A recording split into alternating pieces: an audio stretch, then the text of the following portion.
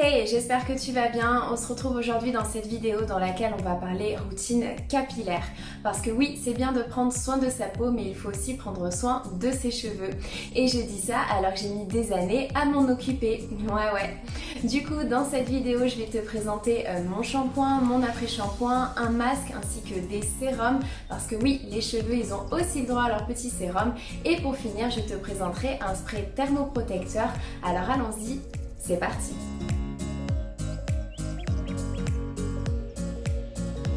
Alors tous les produits que je vais te présenter dans cette vidéo, je les ai achetés sur le site Cult Beauty qui est un petit peu la même chose que Sephora mais c'est un site anglais. Du coup tu trouveras des marques qui ne sont pas forcément présentes en France.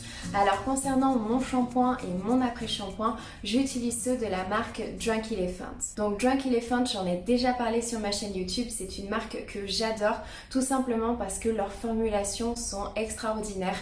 Ils utilisent plein d'ingrédients bénéfiques que ce soit pour la peau ou pour les cheveux. Le seul bémol avec la marque Drunk Elephant, c'est que bien souvent les produits ils sont quand même un petit peu cher, mais je te rassure, la gamme capillaire a un super rapport qualité-prix. Et d'ailleurs, juste pour information, elle a été créée en collaboration avec un super coiffeur, avec le coiffeur Chris McMillan, et c'est juste le mec qui a inventé The Rachel Cut. Ouais, rien que ça. Donc tous les produits de la marque Drunk Elephant, ils sont sans sulfate, sans silicone, sans parfum et même sans huile essentielle. Comme ça, tout le monde est content, il n'y a pas de jaloux. Et figure-toi que c'est le premier shampoing sans silicone que j'ai testé. Parce que pour moi, les silicones, ils sont vraiment d'une grande aide pour coiffer mes cheveux. Mais je me devais personnellement de tester un shampoing sans silicone. Parce que je pense qu'on a tous vu des avant-après. J'ai arrêté les silicones, ça a changé ma vie. Donc voilà, je me devais de tester. Donc je vais pas passer par 4 chemins, non, il n'y a pas eu d'effet miraculeux.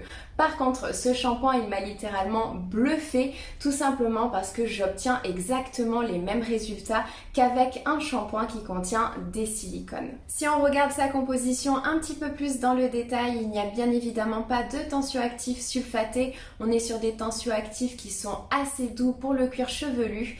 Par contre, il n'y a ni sel ni épaississant, donc on est sur une texture quand même assez liquide.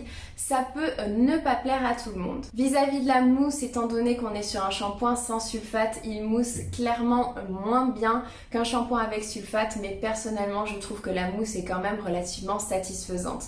Mais si tu aimes les shampoings avec une mousse bien dense et bien crémeuse, dans ces cas-là, je te conseille beaucoup plus celui de la marque Olaplex. Sinon, il contient de nombreuses huiles pour hydrater les cheveux. Il contient ensuite un nombre assez conséquent d'acides aminés, ce qui peut être intéressant vu que tout comme la peau, les cheveux ils sont faits de protéines. Ensuite, tu retrouveras du panthénol, de la glycérine, du sodium PCA, du PCA, du sodium lactate qui sont là pour empêcher la déshydratation de tes cheveux. Concernant les polyquaterniums que tu retrouves en fin de formule, ce sont des ammonium quaternaires, donc des polymères de synthèse. Donc on n'est pas sur un produit naturel. Drunk Elephant n'est pas une marque naturelle. Mais il faut que tu comprennes que les ammonium quaternaires, ce sont les seuls ingrédients qui sont capables de se déposer sur ton cheveu et donc de faciliter le coiffage et surtout de les protéger. Et pour finir, concernant son odeur, il n'y a bien évidemment pas de parfum, mais rassure-toi, il a quand même une odeur sympa puisqu'il contient de l'huile et de l'extrait d'amande qui lui permettent d'avoir une légère odeur d'amande douce. Par contre, cette odeur, elle ne va pas rester sur le long terme. Donc voilà, moi c'est un shampoing que j'aime beaucoup parce que sa formulation, je la trouve vraiment complète. Et après ce magnifique shampoing, j'applique également l'après-shampoing de la marque Drunk Elephant. Alors cet après-shampoing, tu vas retrouver dedans des ingrédients similaires au shampoing. Tu as par exemple des huiles et des beurres qui vont également hydrater. Tu as aussi un nombre conséquent d'acides aminés. Et ensuite, on retrouve de l'aloe vera, du sodium PCA, de la niacinamide, du panthénol, du sodium lactate, de l'acide glucolique et de la gluconolactone qui vont permettre également d'hydrater et de retrouver des cheveux sains. Alors bien évidemment, quand je parle de cheveux sains, c'est une façon de parler vu que les cheveux, ils sont morts, donc on ne peut pas vraiment avoir de cheveux sains, mais bon, on se comprend. Concernant le bénitrémonium méthosulfate, c'est un composé qu'il ne faut absolument pas confondre avec les tensioactifs sulfatés, vu que c'est en fait un agent conditionneur qui est issu de l'huile de colza. Ce qui est intéressant dans ce conditionneur, c'est qu'il contient des alternatives naturelles au silicone.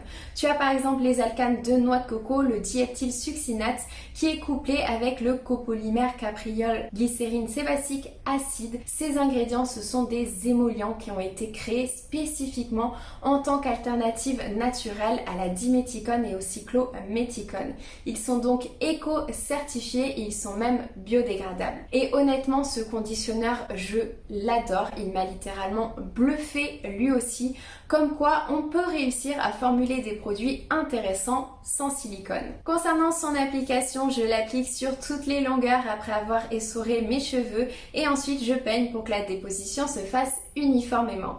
Étant donné qu'on est sur un après-shampoing sans silicone, je préfère le laisser entre 1 à 2 minutes avant de le rincer pour laisser autant aux huiles et au beurre de se déposer sur mes cheveux. Et une fois par semaine, à la place de cet après-shampoing, je viens plutôt utiliser le Deep Conditioning Mask de la marque Briogeo ou Briojo comme tu préfères, on s'en fiche. Donc c'est un conditionneur profond.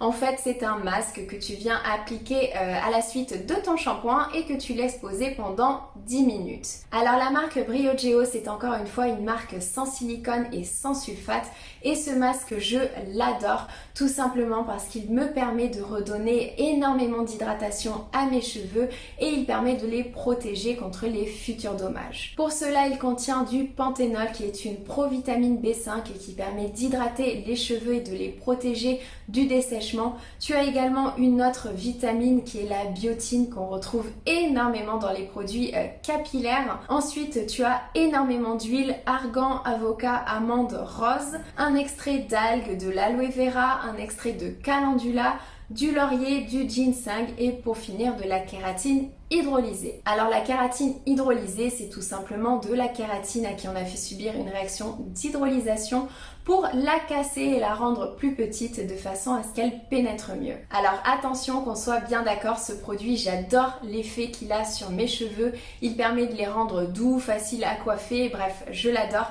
Par contre, il ne va pas réparer les cheveux dédoublés parce qu'il n'y a aucun produit qui permet de réparer les cheveux dédoublés. Concernant son odeur, je suis également fan, j'adore. Le seul bémol de ce produit, c'est le prix, il est quand même un petit peu cher, on va pas se mentir, mais bon, moi je le rachèterai sans hésiter, honnêtement. En plus, tu l'utilises une seule fois par semaine, donc il te tient quand même assez longtemps. Ensuite, après le shampoing et l'après-shampoing ou le masque, je viens appliquer des sérums.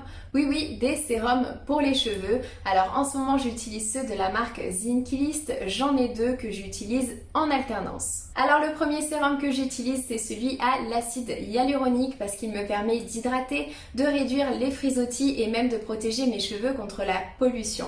Et honnêtement, je l'aime beaucoup parce qu'il m'aide énormément. Étant donné que j'ai les cheveux abîmés, ils font des frisottis et comme je vis en Asie, donc dans un pays très humide, ça n'arrange clairement pas les choses.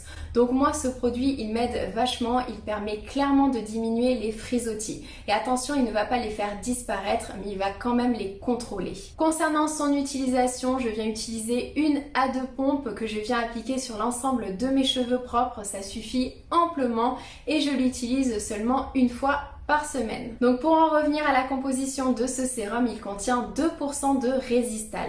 Resistal, c'est un actif de la société Givaudan qui contient de l'acide hyaluronique à différents poids moléculaires. Il va donc pouvoir former un film sur tes cheveux. Alors cet actif, il a été testé lors d'études ex vivo et lors d'études cliniques et il permettrait d'hydrater les cheveux, de réduire les frisottis, de rendre les cheveux plus résistants et de les protéger contre la pollution, ce qui est un vrai plus si tu vis comme moi dans une ville polluée. Alors si tu souhaites en savoir plus, je t'ai mis le lien de l'actif en description de la vidéo. Ensuite, il contient également 1% de bétaïne qui est une vitamine du groupe B qui permettrait également d'hydrater, de renforcer les cheveux et de les protéger contre l'environnement extérieur. Et ensuite, pour finir, il contient 1% de panthénol. Donc le panthénol, on en a déjà parlé, c'est une provitamine B5 qui, comme l'acide hyaluronique, permet d'hydrater les cheveux. Voilà, c'est tout pour le sérum à l'acide hyaluronique et donc j'utilise également un deuxième sérum qui est le sérum à la vitamine C. Alors comme en skincare, la vitamine C elle permettrait de redonner de l'éclat aux cheveux. Ce qui est intéressant, c'est que ce sérum, il pourrait également les réparer. Alors pour cela, il contient un dérivé de la vitamine C qui est l'ascorbyl tétraisopalmitate, dont j'ai d'ailleurs parlé dans ma vidéo sur les dérivés de la vitamine C et c'est honnêtement un super dérivé. Alors il permettrait de réparer les cheveux parce qu'il va reformer la barrière hydrophobe naturelle. En fait, quand tes cheveux ils sont abîmés, ils vont passer d'une nature hydrophobe à une nature plutôt hydrophile.